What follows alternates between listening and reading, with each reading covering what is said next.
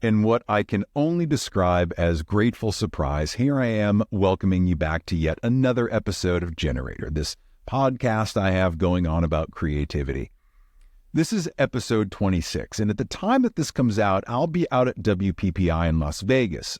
Now, WPPI is a huge portrait conference with photographers from all over the world. Hopefully, when I get back, I'll have a full episode of reviews and stuff I did from the show.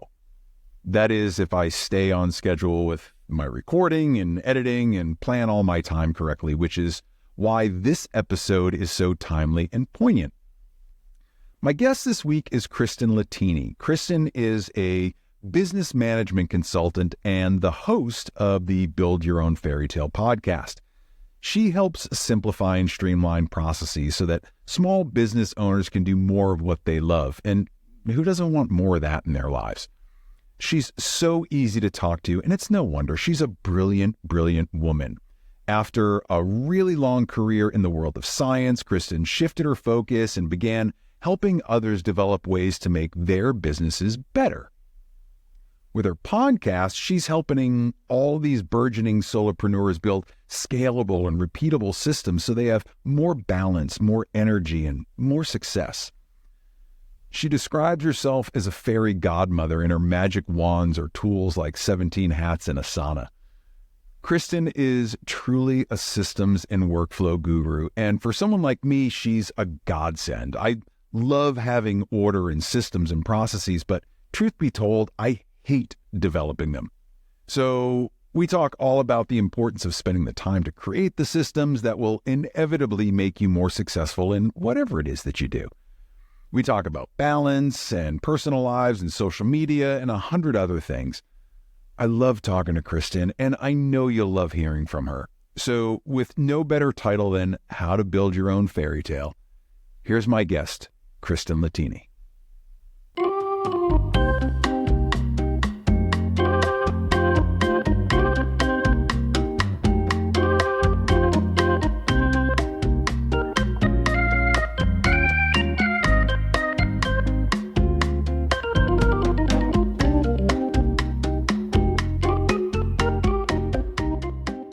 How have you been?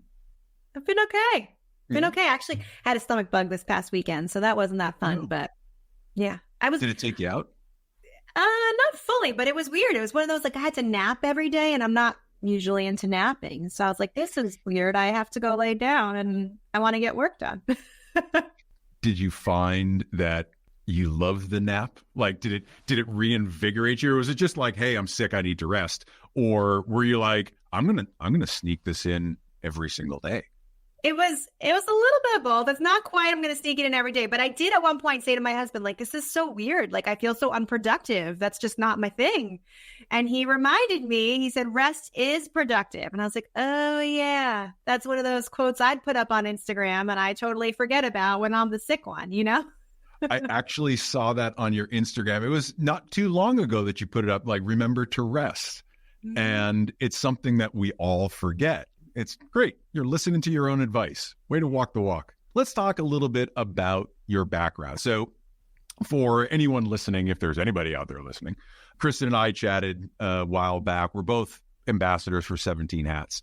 We were chatting, I don't know, about a week or two ago. Time is irrelevant these days to me. The thing I loved about talking to you is, like, you had a similar arc to mine career-wise. Science and consulting and podcasting. And there were all these, like, connectivity points for both of us. So I'd love to just hear your story again about how you wound up in business management consulting, how you wound up in podcasting. Like, what does that arc look like? I would say it's less of an arc and more of a, like, you know, mountains and valleys. But essentially, so after I majored in science in undergrad, I ended up working for a mom and pop pharmaceutical excipients distributor. It sounds very sophisticated, but I spent 3 years there before saying, you know what, I want to go back and get my MBA. I want to dig into the business side of things. Working for a small company, you learn a lot, but I want to go back and get the formal degree in business. Mm-hmm. And post-MBA, I ended up joining a major pharmaceutical company, really well respected. I spent 13 years there. working across procurement, communications, and marketing. Not necessarily the usual mix you hear from folks who work their way up the ladder.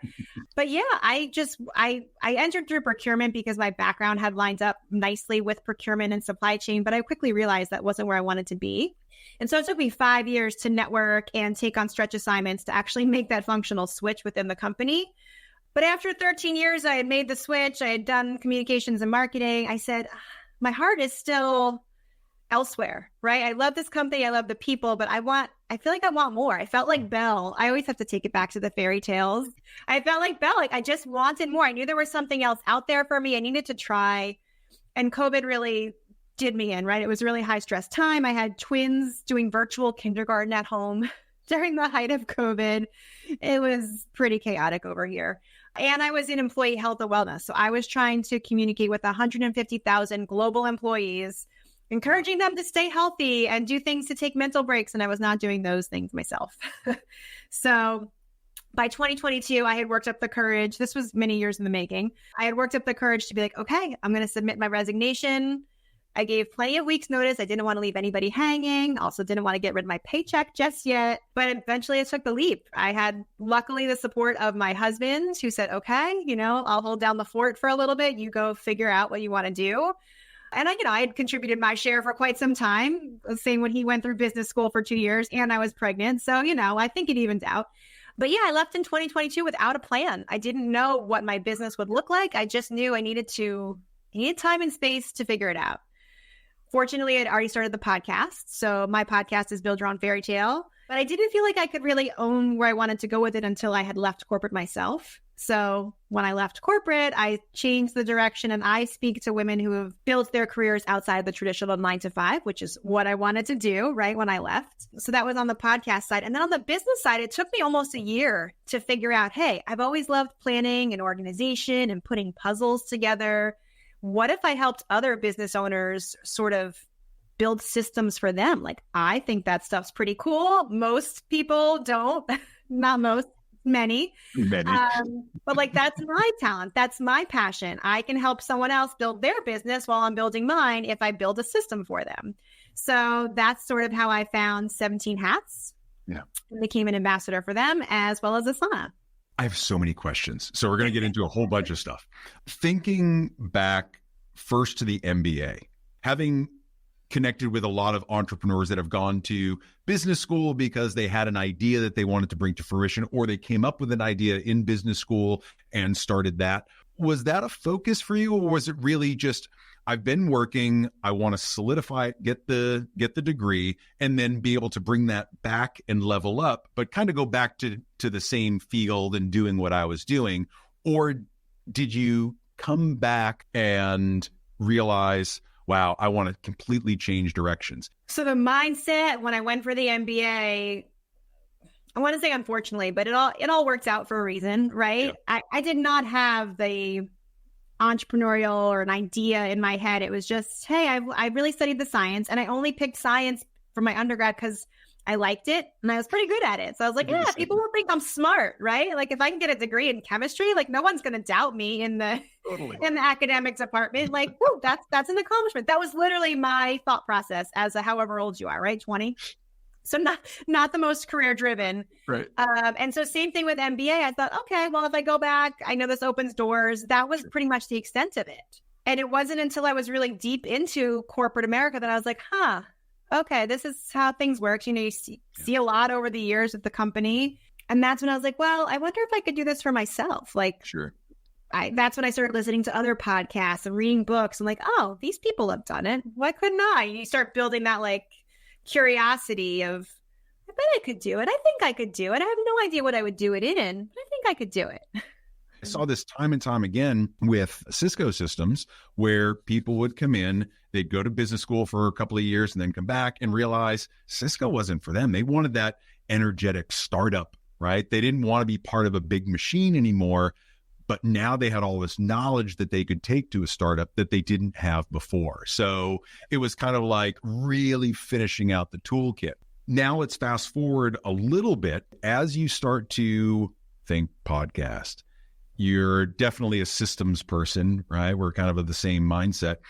Did you find it was easy to identify that most people don't have systems or workflows. I know as a creative, I'm out of my mind, right? So there's legal pads everywhere. It's a system to me. I know where everything is. But if someone were to walk in, they'd put me in a straitjacket. And they say, there is no system here. So was it easy for you to identify, or was it just something, given your nature, you just started to look around and realize that everything could improve because of systems, and if not me, then who? I wish I could say it was a black and white, one or the other. I feel like it was more of, well, for example, right? When I left my job, I said I didn't have the plan. And so when I stopped working, I had all this free time, air quotes, and I just had the podcast, right? Mm-hmm. And so I remember sitting at my desk one of those first days thinking, what do I work on first? Do I work on Matt's episode? Do I work on this episode? What step am I, like, I was just feeling very frazzled. I'm like, how is this possible? I just left a really stressful, 8 to 5 pack day. And now I have all this time and I can't figure out what to do. Like, there's got to be a better way to figure this out. Right. So I didn't have a system other than my notepads. And so that's when I started Googling and watching some YouTube videos. That's when I found Asana. And I was like, oh, Asana is the system that I need. That helps organize all my to-do lists. I can put together a really nice plan and know what I need to do today, right? This is all due today to make sure all my podcast episodes stay on track. So I sort of found it by need. And then once I found it, same thing with 17 Hats. I was working with a friend who was one of my early, unpaid clients of like, hey, can I poke around in your business? Let me help you. I'm looking for things to do and explore. And I was like, oh, I love this. This is like putting a puzzle together. Slowly but surely, I was like, oh, I love this stuff. People hate. People don't like this. People could really benefit from this just like I could. And they don't even know it. So now I'm at a point in my journey where how do I communicate and explain to fellow solopreneurs, entrepreneurs, small business owners, while these systems don't feel fun, right, to think about or dream up, maybe for you, there's people who really enjoy putting them together and they could greatly benefit your business and your sanity, right? They just save you so much time and effort. It wasn't a natural thing, I think was the short answer you were looking for. No, but I think you follow the path that a lot of us do. We're super energetic. We've got an idea. We want to get it out there, whatever it is, right? A photo studio, a consulting company, a tire shop. It doesn't matter. We've got the idea that we're passionate about. A lot of us run full steam into it and think, all right, I'm going to jump off this cliff. I'm going to build the wings as I go. There's an art and a science to that too, I suppose. But what I've seen over and over and over, especially on the creative side, or people that aren't necessarily inclined to think in terms of systems and workflows, it's real drudgery, but it's absolutely necessary. My introduction to Asana, which I love, by the way, was I was working for a magazine years ago, a digital magazine, and I was trying to be the COO and herd these cats.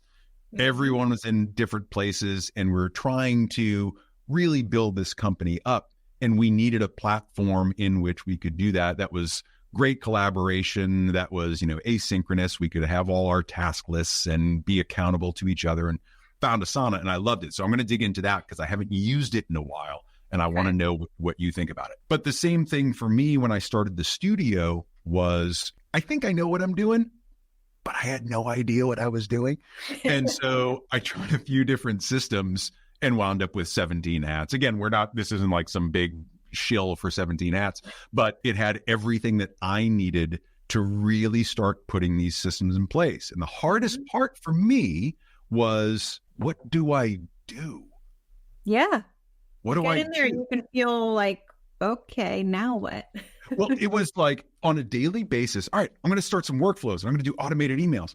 Well, what emails do I send? What is my workflow from the time I get out of my car to the end of the workday? What am I doing?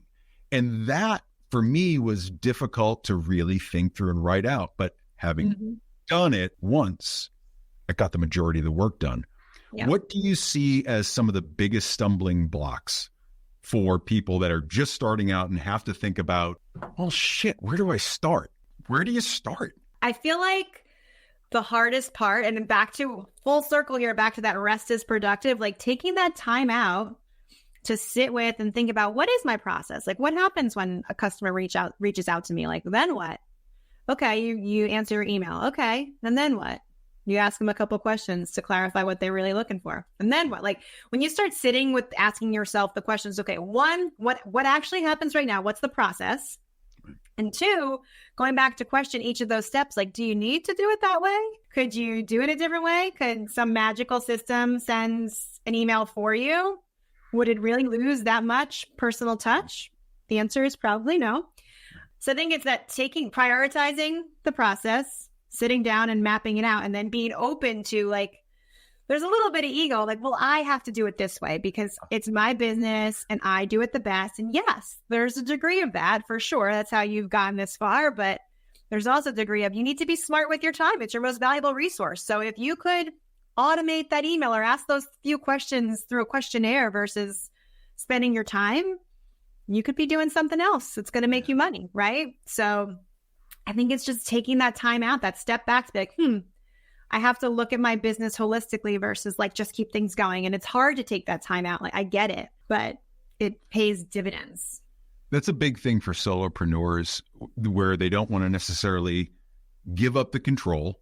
And they also don't realize that by giving up that control, whether it's through delegation to a person or delegation to a system, that getting that time back frees you up to do the things that we were talking about earlier. Rest a little bit, give your brain some space to think about, how could I improve what I'm doing here? Is the system that I just wrote out, if I walked into a company that ran this way, would I like or not like the system that I'm working in?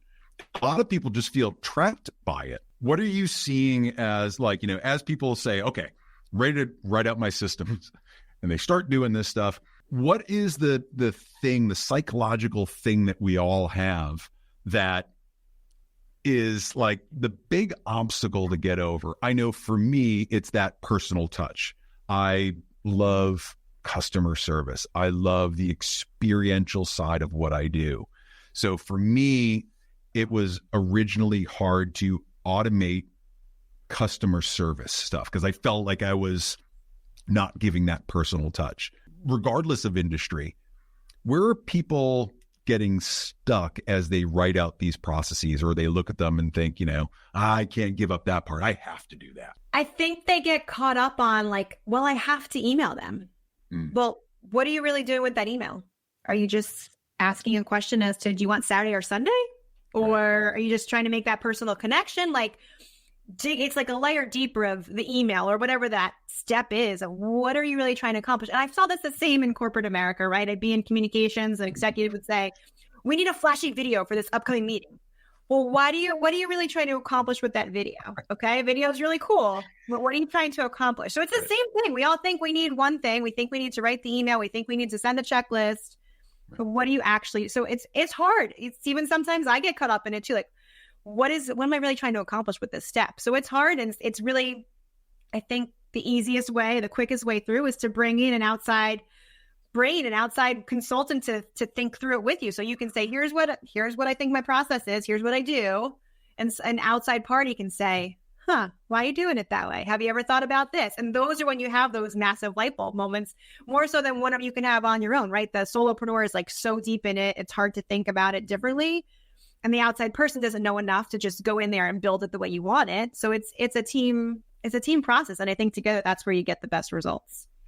And this is where I love what you do, because you've niched down primarily, and correct me if I'm wrong, but you've niched down to the solopreneur, the smaller businesses, female-owned businesses, right? Where people are kind of getting into a different phase of life or a different career, or they're just finally following their passion and they're getting things off the ground. They often need that second set of eyes. They're detached. You have no stake in their business, but you can look at it and say, oh yeah, no, it's very clear to me. You're wasting a ton of time right here. So let's dig into that. This is what I love about what you do, because we're so often scared to ask for that help or to be vulnerable enough to let someone into our company and see under the covers what's actually going on. Basically, when people start out with applications, they know they have to get their life in order, right? They've talked to you and they realize there are some gaps in the process that they have to start organizing. And we talk about Asana a little bit. Now, Asana can be the avatar for any collaboration software or project management software out there, but how does using a system like Asana or 17 Hats really start to impact the business? Is it giving them free time? Is it increased revenue? Where do you see these big impacts coming from utilizing systems? Yes. Okay. So, and yes, just to echo, it can be any system. Asana happens to be the one we know, the one that I use, I love, but yes, whatever system works for you. So like I just recently finished work with a client and built her workflows in 17 Hats. She literally said to me, she's like, oh my gosh, Kristen, it's amazing. I've saved so much time. And for her case, she now was collecting revenue upfront automatically through the workflow.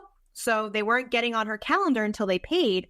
And she's like, I just like tripled my income because last week I had all these things booked, but no one paid, half them canceled. There goes all this loss for me. She goes, I looked like I was making a lot of money, but I wasn't because they all canceled. She goes, now they've paid me. So even if they don't show up, like I've made the money until they actually show up. So she was thrilled. She saved time and she increased her revenue. But yeah, I feel like most times my clients are coming to me, they get to a point where they've grown very scrappy, right? We all start out not trying to spend a lot of money, not trying to invest in systems. You're like, I'm just going to set up an email and people are going to call me. I can't blame them. That's what I did too, right? You're just getting started. You can't invest in these big things. But once they get to like, sometimes it's like 10 clients, it's, ooh, yeah, now I have, I'm laying in bed at night. I'm like, did I do this for this client? And you got little Post-its here and you're scribbling in notebooks here. I still do it. I still scribble things all over. Right. But when you finally get to that point where you're like, I can't, I'm just panicking over, I'm missing things, you're dropping the ball. That's when people are usually coming saying, okay, I get it. I need something. I don't know what I need, but I need help. This is not, my notebooks and Post-its are no longer working for me because I have successfully grown, which is a great problem. Now, what do you got? What kind of systems can we put in place? And I love it to be a 17 Hats workflow where things can go out automatically. I can book and pay, but sometimes it may be as simple as an Asana checklist, right? Where each client needs this checklist done. If you do all these steps, you'll be in good shape. So I like that both systems work nicely together and they have their different strengths, but ultimately sadly, I feel like people aren't getting there proactively. It's a necessity because they're approaching burnout, they're dropping the ball, their reputation is at stake, and they don't want to lose what they've worked so hard to build. A lot of entrepreneurs that I know, and again, I'm in the creative arts, right? So I know a lot of photographers and videographers and hair and makeup artists and whatnot. And whenever we're starting our companies, it generally seems to be that we're thinking about 1 to 2 clients at the beginning. We have the dream of getting to 100 clients. We're focusing on 1 or 2 now, or more so the present, maybe this week or maybe this month. But people aren't thinking out longer term of how they scale. And this is really where systems make a huge difference when you want to scale the company. Yes. Right? In thinking about that, how are you showing the results to people? Meaning, trust me here, we're going to give you more time and energy back for your family. We're going to put more money in your bank. We're going to just decrease stress, right? Yeah. Because that's kind of what we all want. We want to have that work-life balance. What did you take from your experience in finding that work-life balance? And how are you applying that to what you're seeing on an everyday basis with your coaching clients? This is like the $1 million question because I'd love to get to here you can save X out. Or like, I need that infographic visual and I'm working to build it through testimonials. But I think people clearly, once they see it happen one time or they see, oh my gosh, I don't have to send that email. You can make that happen automatically and it'll still say, hi, Matt, how you doing? Like, oh yeah, I want that. Nobody wants to be sitting in their inbox sending all these tedious emails. Unfortunately, right now, I'm still at a point, and my clients are still at a point where they're getting to that push comes to shove, I just throw my hands up in the air. I need something. Yeah. And the second they see there's a possibility, they're like all in. Yeah. Right? They're all in. It just takes getting to that moment of, this is not going to work. I am not happy. I'm stressed out. I can't do it all. This is not the dream that I imagined. Those are all sort of the tipping points. Yeah. It's interesting to think about how we all work a little bit differently, right? We all have got different pain points and expectations and how we're going to run our businesses. And there is no one right way, right? I'm not going to sit here and be some level of absolutist where you have to use this system and you have to do these things and you have to have workflows, right? Everybody does everything differently. One of the things that I was finding without having systems was that I was losing a lot of inspiration. I was losing a lot of motivation.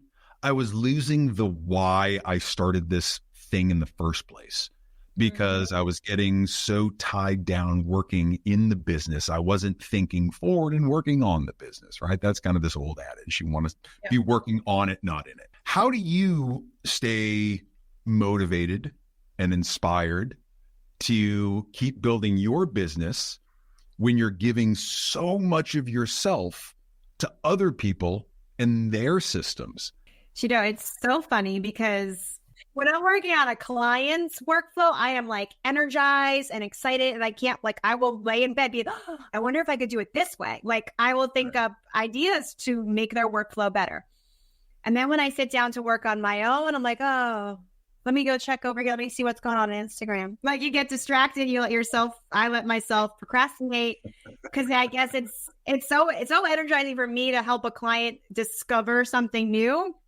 And to me, it's sort of the same old. So I struggle with it a little bit on the personal side. But then, all I have to do is think back to, so I want to go back to working in corporate and working for someone else. Sure, I've had a great paycheck, great benefits, but I love this lifestyle that I'm building now where I can book meetings when I want during the day.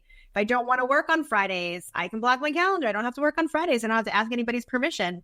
I go back to that like self-motivation of why am I doing this? And for me, sometimes it's just taking that step away, taking the rest, taking the walk, because I come up with my best ideas when I'm not sitting here at the computer. Isn't that the strangest thing when you're not, for me, it happens when I'm driving on the road and just zoned out. And then I think it's because we give our brain that chance to just relax a little bit, ease up off the gas. The creativity starts to flow a little bit differently. And you never know where it's going to come from or what it's going to apply to. It might be a system. It might be an idea for a photograph. It might be, oh my God, if I just did this for my customers, I could really save time and they'd be so much happier. Is this why you're so into the fairy tale podcast, like building that fairy tale? Tell me about that, right? Because I feel like it's such a perfect outlet for you and your personality and all your expertise that you get to sit behind a microphone like this.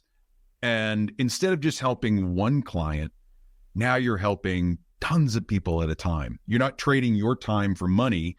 You are helping a lot of people by volume. Tell me about your experience with the podcast and how that's changed things for you or affected you and how you do your work. I'd love to hear that. Well, two things. One, I remember, and I still, every Friday night, my kids are still young enough to want to hang out with us on Friday night. So Friday night, we have pizza and movie nights here. And every Friday night, like we'll watch a movie and oftentimes I'll be so inspired. I'll tear up at the end. Like I'm a perfect audience. I make these parallels between what's in the movie and my kids are not taking these same things away. But I'm like, oh my gosh, this is a perfect match for what I'm feeling when I want to break out of corporate America and go do my own thing as an entrepreneur. Like, oh my gosh, Rapunzel breaking out of the tower. Like, I don't know. I enjoyed all those movies and I always took away a message. Again, I don't know that it was ever intended to be the message, but I would take messages away because I was struggling with what I wanted to do, what I wanted to be when I grew up. And so I created the podcast because it was really for me a couple of years ago. Like my audience is where I was a couple of years ago, thinking they're either stuck in a job currently where they're wondering, like, is there something else out there for me? So I love being able to bring to them new ideas, new entrepreneurs who are saying, here's the business I built. I built it I've had people counseling in grief. I've had people who are using their Cricut machine to create crafts and sell that, like things you were like, oh, that could be a business. I had no idea. I do that too. Why can't I make that a business? So I love being able to bring those ideas to people who are sitting there thinking, I want something else, but I don't know what, because that was me, right? And here's an idea. And by the way, even if you have the idea, we all need to keep that inspiration going. And I love hearing, just constantly having these conversations of, oh, I wasn't thinking about something in photography, but that could totally relate to my business over here in this industry, right? Getting those new perspectives. So I'm energized by having those conversations and meeting these guests I publish every 2 weeks, but all the time.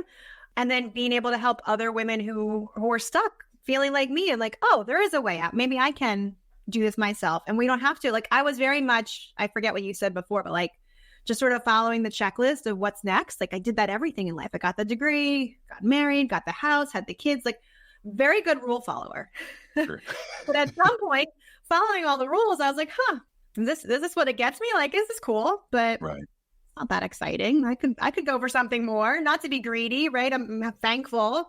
Sure. But hey, if I get one life and I get to control it, like, why wouldn't I shoot for the stars? Why wouldn't I go for something else? Why wouldn't I build my own fairy tale? Right. So that, I think it's part driven by me, part of the family movies. I just enjoy them and they're fun. They're fun and whimsical and I love thinking about them. Yeah. I saw a lot of this coming out of the pandemic with people that started to look at life a little bit differently and realize, the 9-to-5 thing ain't working. Sitting in a cubicle ain't working. I'm working at home. Sure, it sucks having 2 kids in virtual kindergarten that I'm trying to dance around. But after that period of adjustment that we all had. Now, I've worked at home since 1998, so I was kind of built for that whole thing. Nothing fazed me at all. As people adjusted to a new way of working and a new way of looking at their family, their livelihood, what it is that they enjoyed or didn't enjoy, I think it gave people the impetus to start chasing their dreams a little bit more and get away from those systems that we felt confined by. You are the walking, talking epitome of this, where you started to look at things differently and chase those dreams. So with the podcast, how has that reinvigorated things for you? Is it symbiotic with the coaching? Do you try to keep it separate where one is creative and informal and one is very formal and systematic?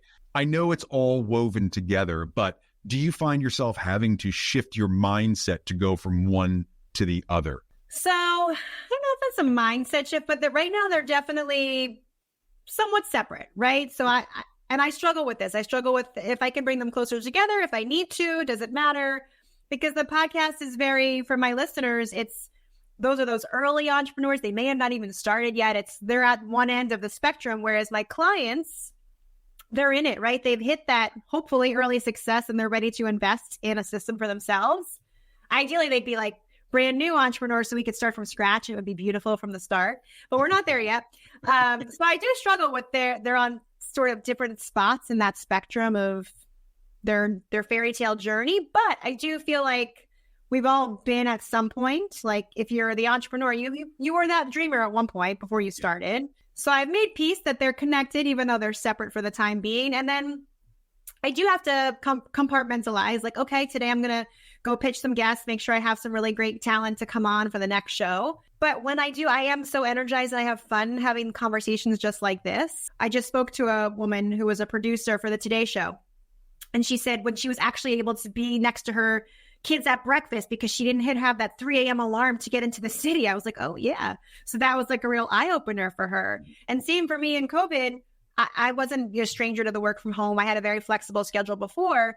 However, we were called back to the office in 2021, July of 2021. My husband was still home with no call to the office in mind. So fortunately, we had the flexibility. He was the one being able to do drop-off, pickups, whatever needed.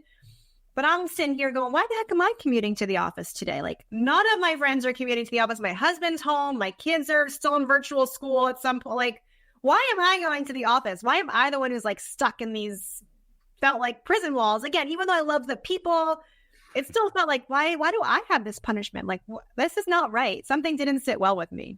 In the artistic world, imposter syndrome is rampant, right? We hit this point where we've done enough to feel good about what we're doing.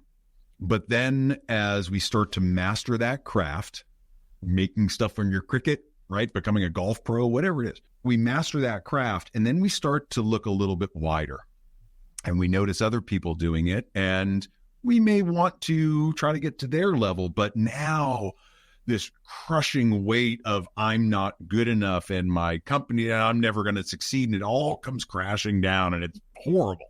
One, have you ever felt that in starting all your stuff? And two, how would you advise someone like me to get out of that if I'm experiencing it?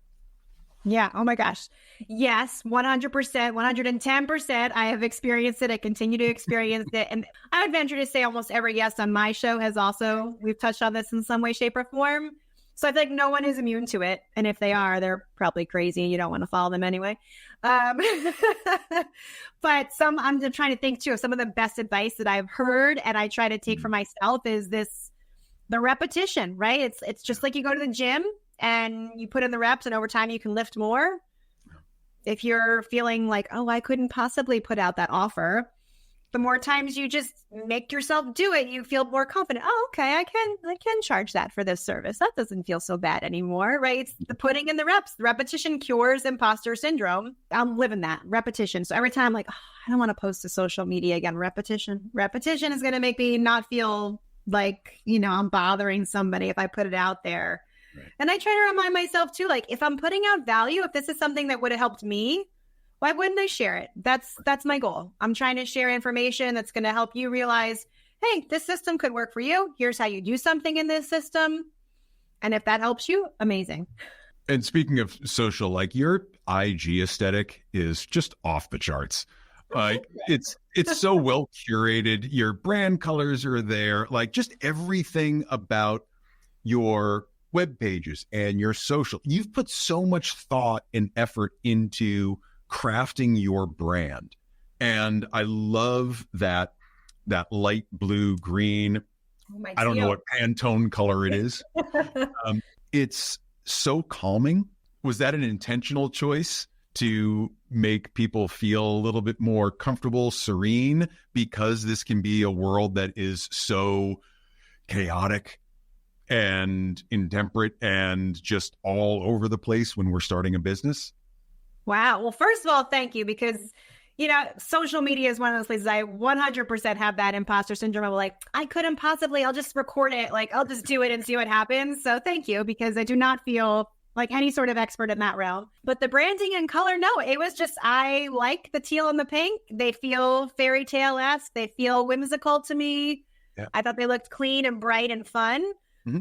I never went with calming, but I like it. A lot of folks want to just jump right into the doing rather than stepping back and thinking. And I ask you that question, one, because I just didn't know if that was part of your brand creation as you were thinking through all this, because I'm assuming on your system checklist somewhere, it was, all right, build the website, build the IG, put social media content out.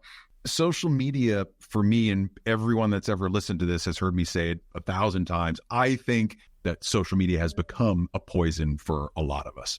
However, it can be used as a resource and a tool very effectively if used wisely in the rest of everything that you're doing, right? And especially it's a necessity for small business owners sometimes. Yeah. So in thinking about how folks are utilizing social media, do you ask people to incorporate that into their systems if they're not already doing it? Do you ask them to scale back if they're doing it too much? Where do you find a balance with your clients as to how they're using social media for their brand versus doom scrolling and wasting time and not focusing on their business because they feel they have to, I got to put myself out there. I have to interact. Yep. I could not help but dream. I couldn't think of the right fairy tale, maybe a little Descendants. I don't know if you know that one. But when you were describing social media as the poison and this, I was thinking, okay, it's kind of like the tool. If it's in the hands of the villain, it's no good. It's the poison. But if it's in the hands of the good guys, it could be used for good. Oh, I love that. So that was sort of the visual I was formulating as you were saying that. I don't get too much into the details of social with my clients, but I do for myself, and I will teach my clients if they want to. I do use Asana to plan out my social. So I plan it to brainstorm. I use it to brainstorm my ideas. Oh yeah. Tell me about this. I use it to, so I have a project created just for social, and you want to get into Asana details. So in Asana, you can view things as for free on the free version. I'm not talking about the paid version. You can view things as a calendar. You can view them as a list, like your traditional checklist, or you can view them as a Kanban board, sort of that Post-it style, like here's a category. I'm going to put some Post-its underneath. So I like to create a project and view it in that Kanban board style. And each board is a content pillar. You've probably heard of content pillars. Maybe you even have them mapped out for yourself. So for me, I've got a pillar for 17 hats. I've got a pillar for Asana. I've got a pillar for fairy tale inspiration and podcast. And then I talk about my cats and my kids and Peloton and all that stuff in my personal pillar. But I have pillars, right? And then anytime I think of an idea, I create a task and put it in one of those pillars in Asana that says, okay, here's an idea. We're going to say workflows and how you create a workflow. How do you get started with the workflow? That's a topic. That's a post. That's a blog. That's an email. I put it in that pillar. And then if I want to assign it a date, it'll go on the calendar so I can see, oh yeah, Friday, I'm going to talk about workflows and how to get started on my social media. I might also turn that into an email. And I use it as a way for content planning, because if I have an idea, there's a place to put it. I know people use notes and things on their apps or phones. Sure. But in this case, I like it's all together. It's in one spot. My brainstorm is the same place as my content planning. It's the same place as my podcast editorial calendar. Like everything I'm planning is its own project. And then I can zoom out with the My Tasks button in Asana and see how it all comes together. So for me, I like the ability to zoom in. Okay, we're talking social media right now, but then I can zoom out and see, here's everything going on in my business. Crap, that's a lot going on today. Maybe I need to move some things. So I think I just zigzagged a whole bunch there, but social, started with social media. I love where you went to, because you have a personal pillar in there and like an inspiration pillar. I'm sure I'm not saying that correctly, but I heard you talking about like, hey, I've got personal time. I've got time for inspiration. I've got these things that I've mapped out that so many people forget about. It's just business task, business to do, list after list after list. And there's no time built in for themselves. Was there a point where you said, I've got to start building in more personal time for me and make that my own to-do list so that I don't forget about and I maintain balance? Was there a defining point, or has that just always been part of what you do? Well, it's interesting because I think you heard it differently than I said it. And I like what you said. And I'm like, oh, I haven't done. So I was saying like ideas to share on social about personal. So I do have like personal checklists in there in Asana. But I have a project for time off. So I will mark, like when my kids are off from school, I put it on the calendar. I'm not working that day. I'm not going to take meetings. I think the turning point for me was, again, COVID, feeling like I was so close, but so far from my family when I was working from home. Now that I don't have to answer to someone else's schedule, I thought, okay, this is how we're going to make it. I'm going to make my schedule around them. If they're home, I don't need to stress about like, be quiet. Don't come in here. I'm on a call and I'm not spending time with you. Granted, doesn't mean they still sit in front of their iPads and I'm going to work anyway when they're home, but I have the flexibility, right? If they say they want to hang out with me, if I ask them, I can do it. So it's not perfect, but I think COVID was an eye opener in terms of, hey, I get to own this time. I can design it how I want. And with the right tools and the right planning, I can make the space for it. And I just feel like before I felt like I had no white space. There was no room to like relax or breathe or tap into that creativity. And now I'm like, oh, okay, I can breathe a little bit. You still never feel like you have enough time in the day, but I do feel like, okay, there's white space now. I have a little room to play with. I'm going to ask you to brag and be vulnerable at the same time. Oh, okay. That sounds like a doozy. The first thing on the brag side is I want everyone to hear the thing that sets you apart, that you know you're good at, and why clients should perk up their ears and listen a little bit more to you than anyone else. Secondarily, the vulnerable part. Where are you growing? Where's your focus? What do you feel that you need to build more of in your business? Not necessarily because it's doing poorly, but where do you want to start putting more attention? And how are you going about doing that? This is really hard. So if I'm really bragging, I feel like I treat my clients' business as my own. Like one of my first and best customers, she's still with me. I will often be like, we got a sale. And she's like, I love when you say we. Yeah. It's not your sale, but I love when she doesn't say that. But she's like, I love when you say we, because her sale is my sale. Like, yes, we got a sale. We got a new client. We got this. So I literally, like I said, I will lay in bed thinking about what I can do for this client to make this work and make it work really well. And I think my background in corporate marketing communications, like I'm always thinking about that ultimate client experience, because I know that getting 3 emails in a row from somebody is going to be annoying. So how do I get them to get what they need to know when they need to know it, and as clear as possible? Like, I'm going to wordsmith the heck out of that email. I'm going to trim it down. I'm going to make sure it happens at the right time. So I feel like it's my experience combined with the caring with their business is my business. I don't know that other people care as much as I care. So I think that's my brag. And then the what am I growing on is definitely the marketing and the pitching and just explaining what I do. What is the magic that I'll bring? Because I know it and my clients know it when we're in it. But I have a hard time, especially getting on social media, being like, hey, I'm so great. Come over here. This is what you need, right? I think we all struggle a little bit with that. So it's definitely something I'm always thinking about is how do I, and even as a communications background, I'm like, how do I communicate? This is what they need. This can help them how, and I'm the person to do it. So it's an area I'll forever be growing is how do I share that message? Well, I think it comes down to, and what I've heard throughout this entire conversation has been, you have this relentless attention to what the customer needs. That's different from a relentless desire to succeed for myself. It's putting others ahead of yourself. When you're using we, it is that wonderful partnership where someone feels they are truly partnered with you rather than just, this is somebody that's helping me do a thing.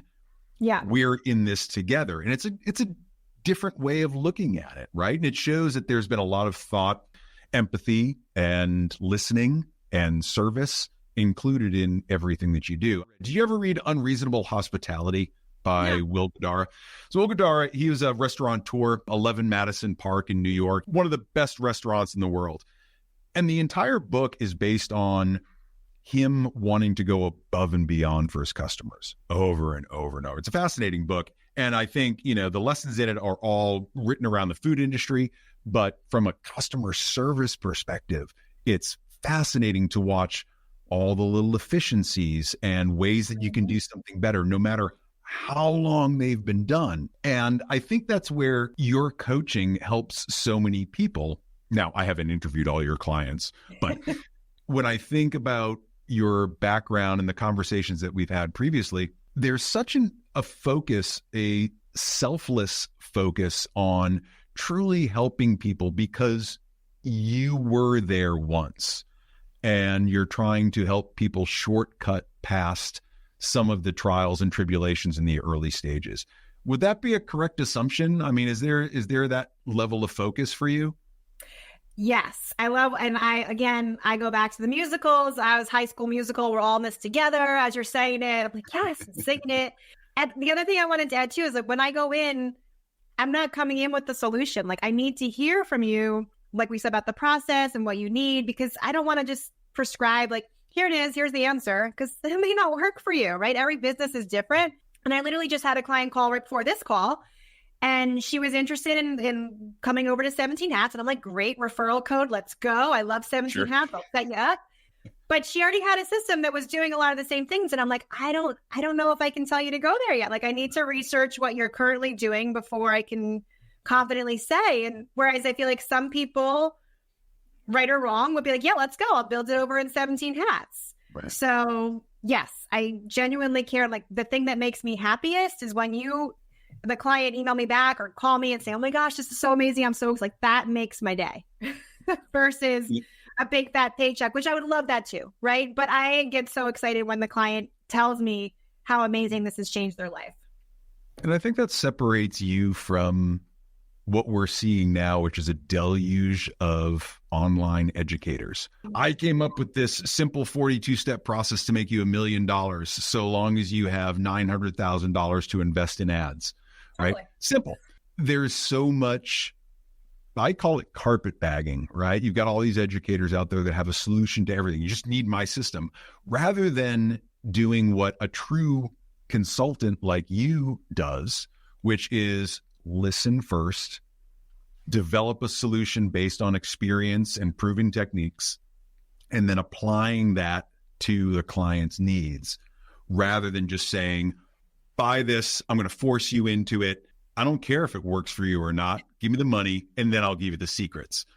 And I've never approached things that way. I've always been, I had a career as a consultant as well. And I think that gets bred into you to really work with your client and be just as invested in their process as they are, because within that can be created things that truly work for them that aren't going to work for your next client. Yeah. But it's those insights that you gain, that little bit of experience for you that you can take to the next client and maybe build a new system, a new workflow for all of your clients, right? You're seeing things differently now that you've had all this experience. I love, love, love what you are doing. If there was one thing that you could say to someone that doesn't have any systems, what would you say to them? Listen, the fairy tale is out there. You have to build it systematically. You have your dream. You keep your eye on that dream, and you're just going to slowly but surely take steps aiming towards that dream. And at some point, you're going to realize the system's going to help. It can help you achieve that dream. So don't give up on the fairy tale. And if you're feeling distraught, you might need a system. Where can they find you? You can find me at KristenLettini.com. Everything is there, including my social, if you want to go check that out, as you suggested. But start there, KristenLettini.com. Kristen with an E-N, not an I-N. Kristen E. I like to say Kristen 10, like perfect 10. Kristen. I can get down with that. Yeah. Thank you so much for being here. I love this. And I could talk systems and workflows all day long and try to steal info from you for my own stuff, get some free consulting. But of course, it is the cornerstone of any long-term success. Anybody can be a flash in the pan or make something work in the short term, but having systems in place that are repeatable, that are easy, that free up time for you to do other things and scale the business it's almost a non-negotiable. You have to invest the time to build these systems if you really want your business to be as successful as it could be. So yeah, well, I'm going to have to steal some of that from my marketing lingo there. Yeah, no worries. That was all out of ChatGPT. I just have it rolling on the screen here.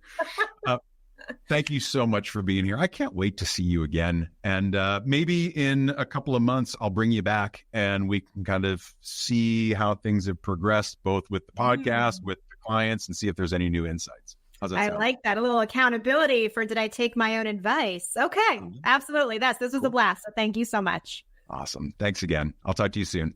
All right. Thank you. Bye-bye.